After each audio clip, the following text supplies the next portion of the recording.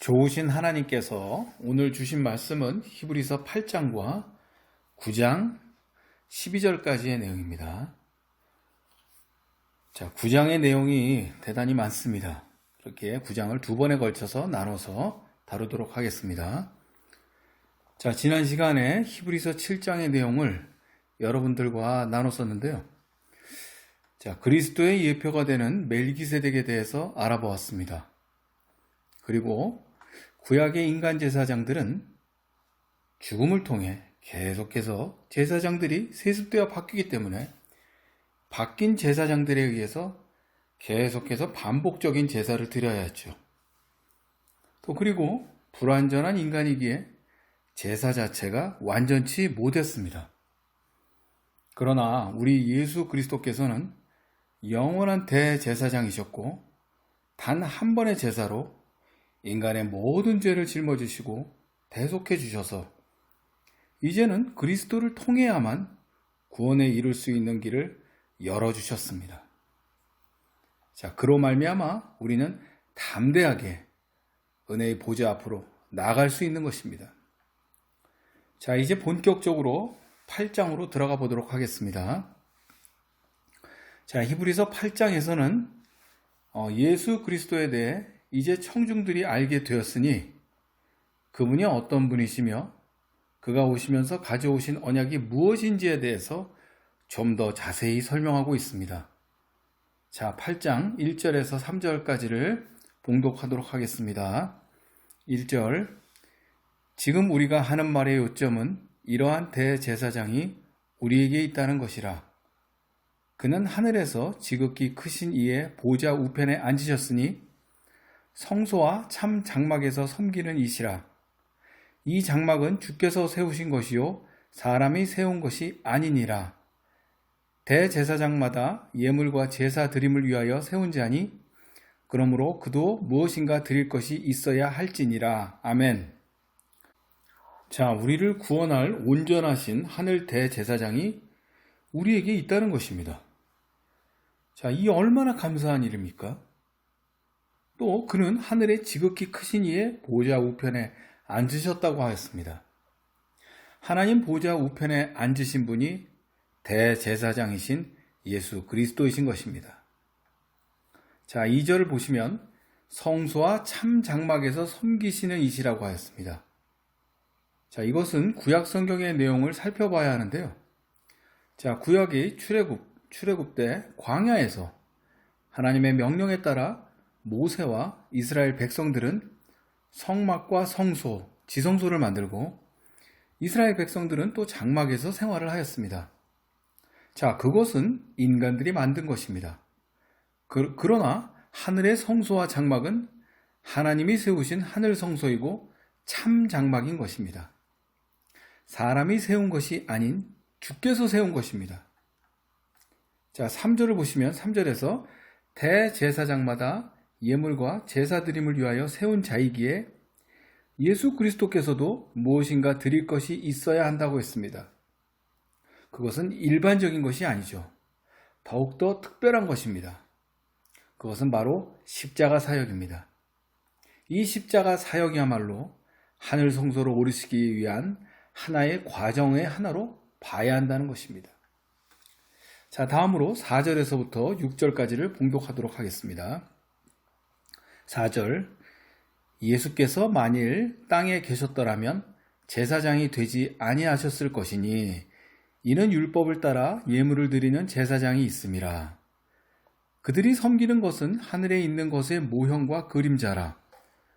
모세가 장막을 지으려 할 때 지시하심을 얻은과 같으니 이르시되 산과 모든 것을 산에서 내게 보이던 본을 따라 지으라 하셨느니라. 그러나 이제 그는 더 아름다운 직분을 얻으셨으니 그는 더 좋은 약속으로 세우신 더 좋은 언약의 중보자시라. 아멘. 4절을 보시면 예수께서 만일 땅에 계셨더라면 제사장이 되지 아니하셨을 것이니 라고 하였습니다. 자, 이는 반어적 표현이라고 봐야 하겠죠. 자, 그러므로 승천하셨기에 하늘 성소에서 대제사장으로 사역하신다는 것을 말하고 있는 것입니다. 즉 예수 그리스도의 대제사장 사역은 처음부터 하늘 사역을 위한 것이었습니다. 땅에서 율법에 따라 드리는 레위 지파 제사장들의 성막은 하늘에 있는 것의 그림자와 모형이었다는 것입니다. 자, 출애굽기 25장을 보면 우주를 창조하신 하나님께서 모세에게 매우 세세한 부분까지 전부 보여주시고 이렇게 성소와 성막과 내용물들을 만들라고 하십니다.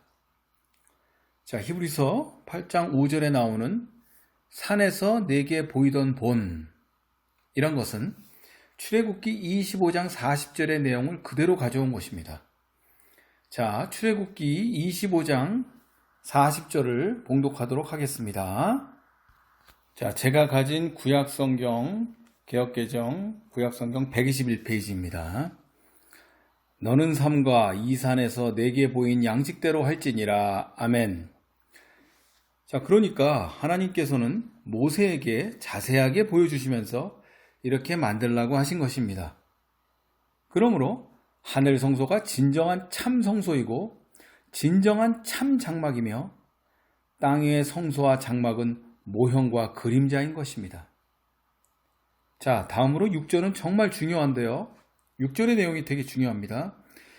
자, 이전의 약속인 언약보다 더 좋은 약속, 즉 언약의 중보자이시라는 것입니다. 그것은 아브라함과 맺고 모세를 통해 이스라엘 백성들과 맺었던 옛 언약보다 예수 그리스도께서 오셔서 언약을 책임지시는 중보자가 되셨고 그 새 언약은 옛 언약보다 더 좋은 언약이라는 것입니다. 즉 반복적이고 완전치 않은 레위 제사장들의 제사보다 단 한 번의 제사이며 온전한 제사로 구원의 길을 열어주신 우리 예수님이야말로 더 좋은 약속의 중보자이신 것입니다. 자, 이제 언약에 대해서 더 자세한 설명을 하는 7절부터 보시도록 하겠습니다.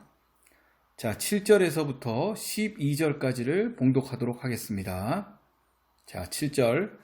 저 첫 언약이 무흠하였더라면 둘째 것을 요구할 일이 없었으려니와 그들의 잘못을 지적하여 말씀하시되 주께서 이르시되 볼지어다 날이 이르리니 내가 이스라엘 집과 유다 집과 더불어 새 언약을 맺으리라.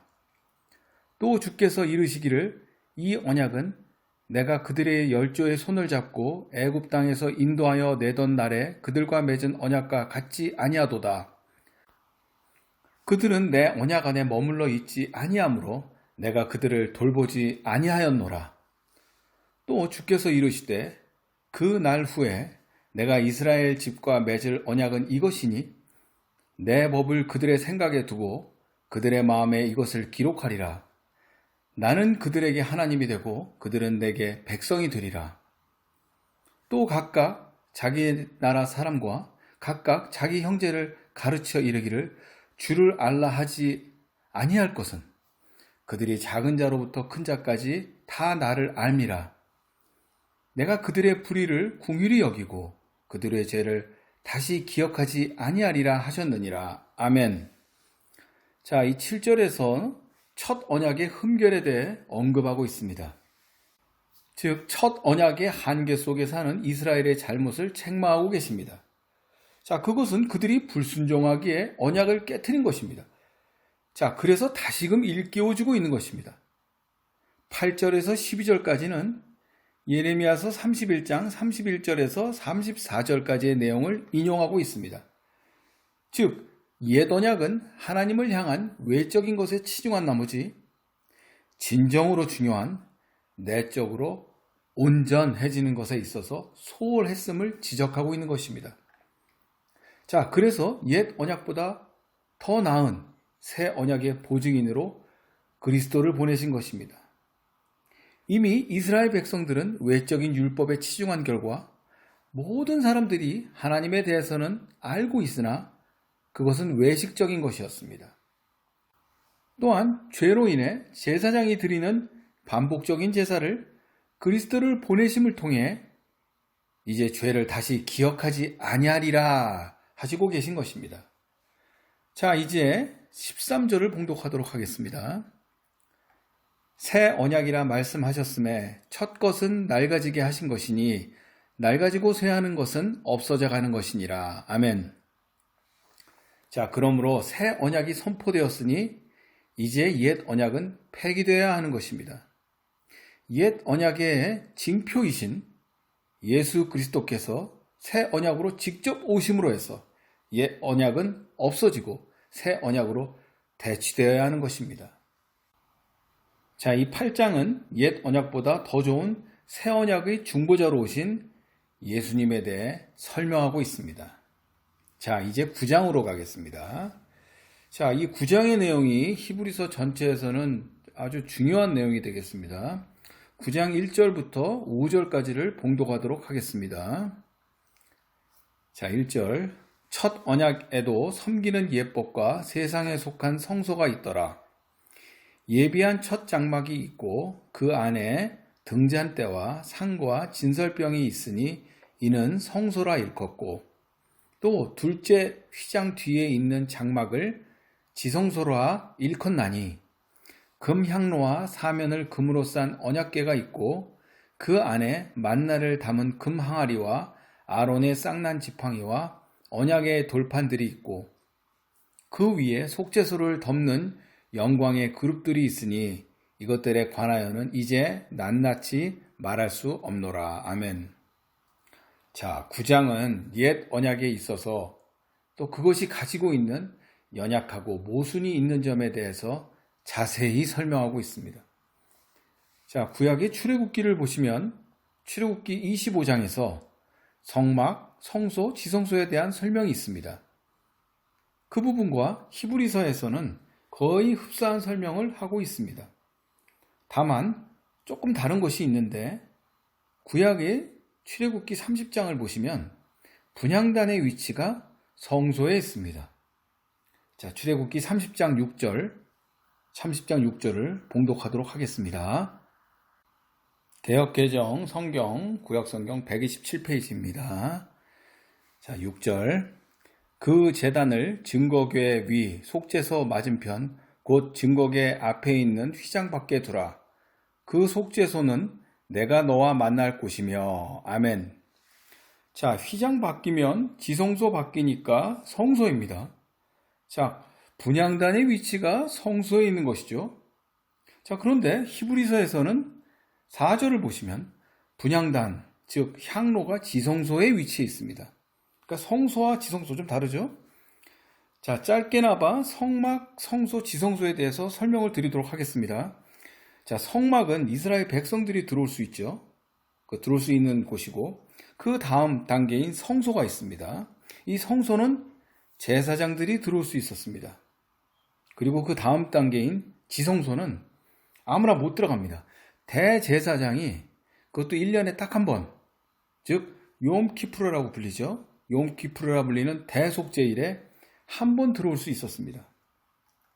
자, 이 부분에 대해서는 레위기의 설명이 나와 있습니다. 레위기 16장 설명이 있는데 레위기 16장 2절을 봉독하도록 하겠습니다. 자, 제가 가진 구약성경 개역개정 170페이지입니다. 170페이지 16장 2절. 성소의 휘장 안 법궤귀 속죄소 앞에 아무리 때나 들어오지 말라. 그리하여 죽지 않도록 하라. 이는 내가 구름 가운데서 속죄소 위에 나타남이니라. 아멘.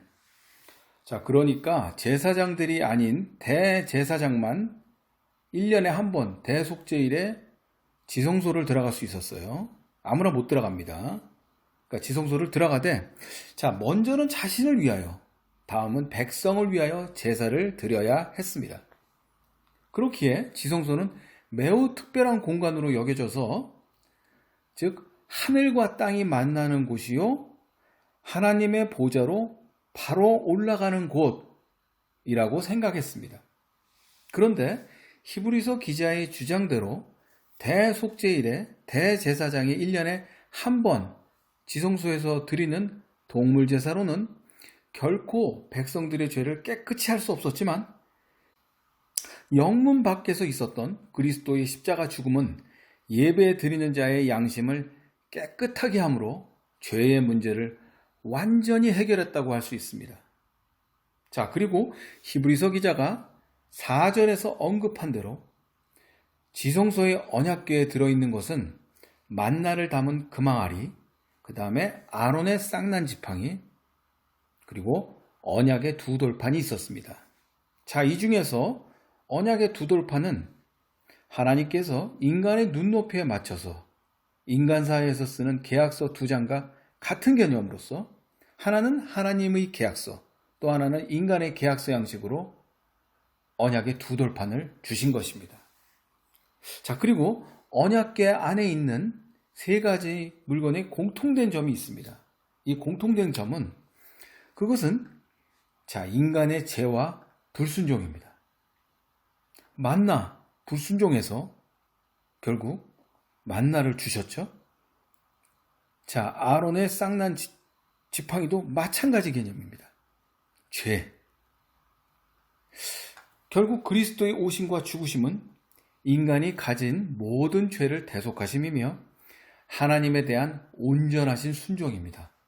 자, 제가 지난번에 설명드린 바와 같이 대제사장의 요건 중 중요한 것이 온전한 순종이라 했죠.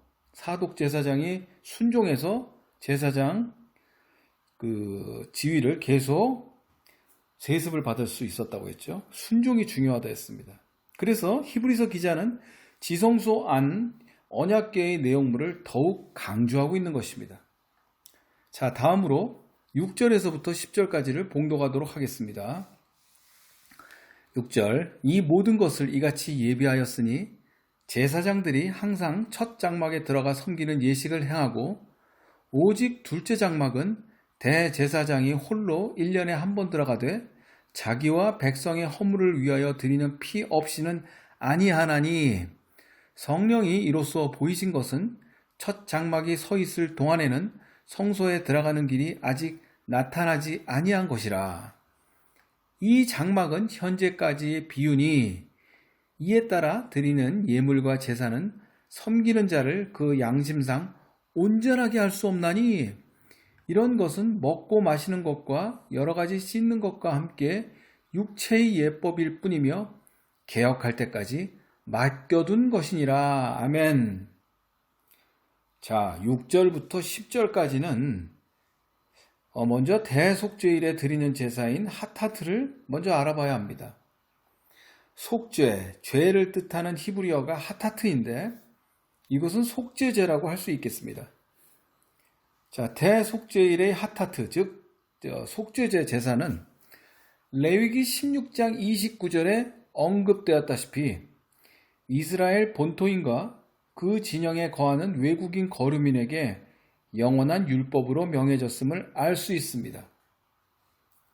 자, 대제사장 아론은 희생제물의 피를 손가락으로 속죄소와 제단에 혹은 회막앞을 향해 7번 뿌리는데 이는 성소의 정화를 위한 것이 됩니다.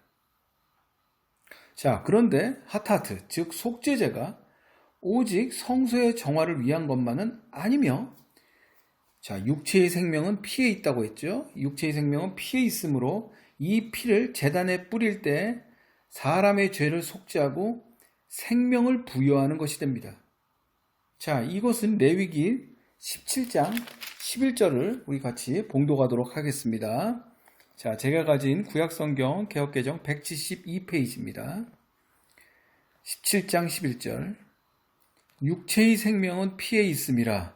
내가 이 피를 너희에게 주어 제단에 뿌려 너희의 생명을 위하여 속죄하게 하였나니, 생명이 피에 있으므로 피가 죄를 속하느니라. 아멘.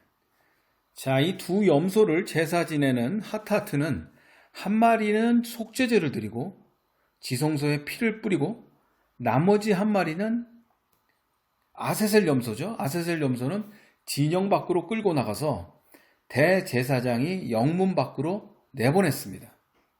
자, 이것은 그 아사셀 염소에게 진영 안의 모든 백성의 죄를 보냈다는 의미였습니다. 자, 이것은 예수 그리스도께서 백성들의 죄를 짊어짐을 뜻하는 것입니다. 자, 요한복음을 보시면 1장 29절에 이렇게 나와 있죠. 1장 29절에 보라, 세상 죄를 지고 가는 하나님의 어린 양이로다. 아멘. 자, 이렇게 세례 요한이 예수님을 보고 말하고 있습니다.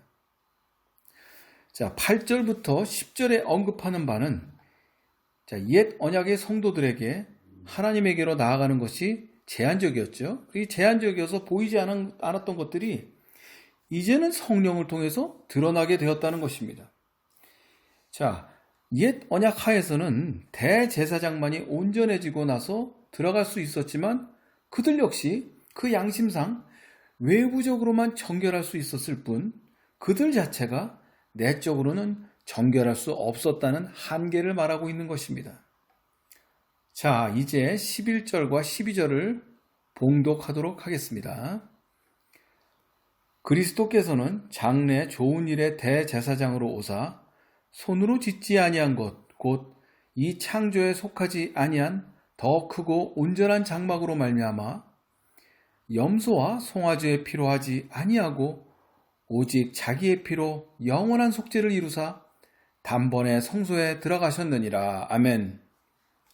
자, 히브리서 기자는 옛 언약과 새 언약의 비교를 통해 대제사장이 1년에 한 번 드리는 대속죄일의 하타트와 예수님께서 십자가에서 죽으심을 비교하고 있습니다. 자, 이것 자체는 말이 안 되는 것이죠. 어떻게 예수님과 비교를 할 수 있겠습니까? 하지만 당시의 위기 상황에 있던 신앙 공동체의 신학적인 혼란을 일깨우기 위해서 비교를 하고 있다고 그런 생각이 듭니다. 자, 예수 그리스도께서 장래 좋은 일의 대제사장이라는 것은 하늘 대제사장 사역, 즉 구원 사역을 의미하며 손으로 짓지 아니한 것, 즉 하늘 성소와 하늘 장막으로 말미암아 이 12절에 나오는 염소와 송아지의 피, 즉 1년에 한 번 드리는 대속죄일에 인간 대제사장이 드렸던 속죄제, 즉 하타트를 하지 않고 자신을 제물로 드려 자신의 피로 영원한 속죄를 이루시고 단번에 성소로 들어가신 것입니다. 자, 예수님이 십자가에서 죽으실 때 성소의 휘장이 위에서부터 아래로 찢어졌죠. 여러분들이 익히 아시는 바입니다. 네, 알려진 바에 따르면 성소의 휘장의 두께는 무려 두께 자체가 9.5cm에 달했다고 합니다. 그러므로 인간의 힘이나 당시 시대의 어떠한 동력으로도 찢을 수는 없는 것이었습니다. 자, 이것은 하나님께서 찢어 놓으신 것입니다. 아들 하나님이신 예수 그리스도께서 십자가에서 죽으실 때 휘장이 위에서부터 아래로 찢어졌으며 예수 그리스도께서는 인간이 지은 성소가 아닌 하늘 성소로 들어가신 것입니다. 인간의 모든 죄를 사하시고 하늘 지성소로 단번에 입성하신 것입니다. 자, 오늘은 여기까지 하도록 하겠습니다. 다음 시간에는 9장 13절부터 이어서 하도록 하겠습니다. 그 레위기를 주로 이제 많이 다룰 텐데요. 레위기에 나오는 붉은 암송아지 하타트 속죄제를 설명드리고 히브리서의 나머지 부분들을 다루도록 하겠습니다. 기도하겠습니다.